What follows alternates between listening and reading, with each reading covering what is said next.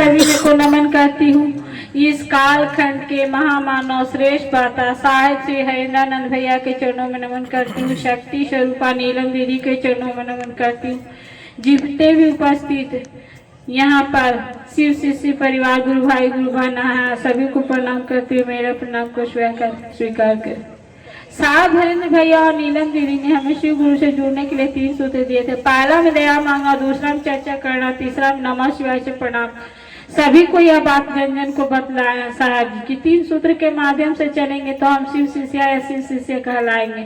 पहला सूत्र में दया मांगना है। दया मन ही मन मांगने की विधि है और नमः शिवाय से प्रणाम भी करना है तो मन ही मन करना है, जो भी गुरु भाई बना है। लेकिन चर्चा में जब भी 2 नंबर का सूत्र खोल करके एक दूसरे को बतलाना है। तो जो भी गुरु भाई गुरु बना जब चर्चा में आते हैं तो तीनों सूत्र को खोल करके बतलाया जाता है, बतलाना चाहिए। क्योंकि यहाँ सीखने के लिए सभी शिव शिष्य परिवार आते हैं। कुछ न कुछ हम जानते हैं कि जितना लोग सीखते हैं, जितना लोग सुनते हैं, उतना ही जिज्ञासा होती है कि कुछ न कुछ जरूर हम सीखेंगे। क्योंकि हम शिव शिष्य परिवार से जुड़े। शिव गुरु से मिला हुआ ज्ञान हमें जीने की कला सिखलाती है। कुछ मिले अथवा ना मिले, लेकिन हमें शिव गुरु से जो ज्ञान मिलती है उससे हमें बहुत कुछ सीखने को मिलता है और जीने की कला भी सिखलाती है। पहला सूत्र में है दया मांगना। जो भी गुरु भाई गुरु बना है वह तो जानते ही हैं कि दया आंचल फैला के मांगना है, हाथ पसार के मांगना है, निसंकोच हो के मांगना है, श्रद्धा भाव से मांगना। यही तो कहना है कि हे शिव आप मेरे गुरु हैं, हम आपके शिष्य, हम उस शिष्यों पर दया कर दें। हे शिव आप मेरे गुरु हैं, हम आपके शिष्य, हम उस शिष्यों पर दया कर दीजिए। मुझ शिष्यों का मतलब हुआ कि जितने भी हम लोग शिव शिष्य परिवार है, गुरु भाई गुरु बना है, सभी पर महादेव दया करेंगे। हम गुरु मान करके चलेंगे, उनका बारे में जन जन को बतलाएंगे। इसी तरह से दया मांगना है कि हे शिव आप मेरे गुरु हैं, हम आपके शिष्य, हम उस शिष्यों पर दया कर दीजिए। जितने गुरु भाई गुरु बना है सभी पे महादेव दया। कितने लोग कहते हैं कि मेरा बाल बच्चा पे दया कर दीजिएगा, मेरा परिवार पर दया कर दीजिएगा। ऐसा नहीं, शिव शिष्य परिवार में जितने भी हम लोग यदि शिव चर्चा में आते हैं या शिव गुरु से एक भी शिष्य यदि 20 जन्म में जुड़े हुए हैं तो उनका फल सभी को प्राप्त होता है। ये अच्छा है कि शिव शिष्य बनना हर व्यक्ति को चाहिए, बनना चाहिए भी।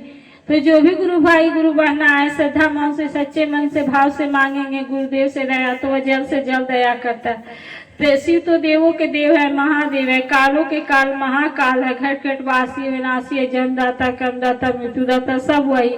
उनकी शरण को जो भी धरे हैं, उनके चरण में जो भी गए हैं उनका उद्धार ही हुआ है, फायदा ही फायदा। दूसरा सूत्र में ही चर्चा करना। चर्चा में ज्ञान व्यक्ति को बताना है, कहना है, समझाना है कि हे भाई हे बहना, दुख में कष्ट में उनको कहना है कि हे भाई हे बहना इधर उधर की बातों में ना रहें, इधर उधर की बातों में ना जाके झोला छाप के बाबाओं के चक्कर में ना आकर के मेरे शिव गुरु हैं जो कि बहुत फायदा है। मैंने शिव को गुरु बनाया है, आप भी बना करके देखिए। शिव चर्चा में जा करके देखिए, 12 दाने का रुद्राक्ष का कंगन धारण करके देखिए, एक दूसरे से सुन के सुना करके चर्चा देखिए। अपने गुरु के बारे में जो भी अनुभूतियां मिले वह गुरु के चर्चा में आपको बतलाना चाहिए, मंच में आके कहना चाहिए।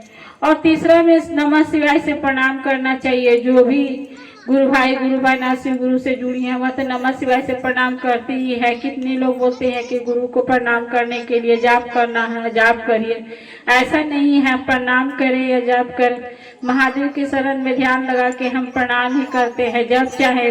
जाप के मतलब है कि हम माला लेकर के बैठेंगे, और प्रणाम का मतलब है कि जहाँ है, जिस अवस्था में है, वहाँ से हम गुरु के चरणों में नमः शिवाय का प्रणाम कर सकते।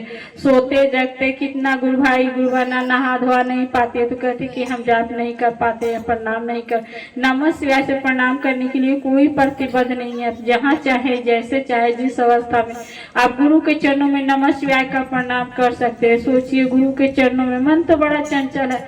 कितने लोग नहा धोआ करके पूजा पाठ करती हैं तो माला फेंकती है लेकिन ध्यान कहीं और लगा हुआ रहा। तो उस ध्यान को हम महादेव का जो तस्वीर में दिया गया है चरणों में ध्यान केंद्रित करके हम बार बार महादेव के चरणों में नमः शिवाय से प्रणाम करेंगे। सोचिए, एक बार भी गुरु के चरणों में नमः शिवाय का प्रणाम चला जाएगा तो आपको अपने आप अनुभूतियां मिलेगी और सुख की बगिया लहलहा उठेगी। इतना ही बोल के मैं गुरुवाणी को विराम देती हूँ। प्रेम से बोलिए शिव गुरु की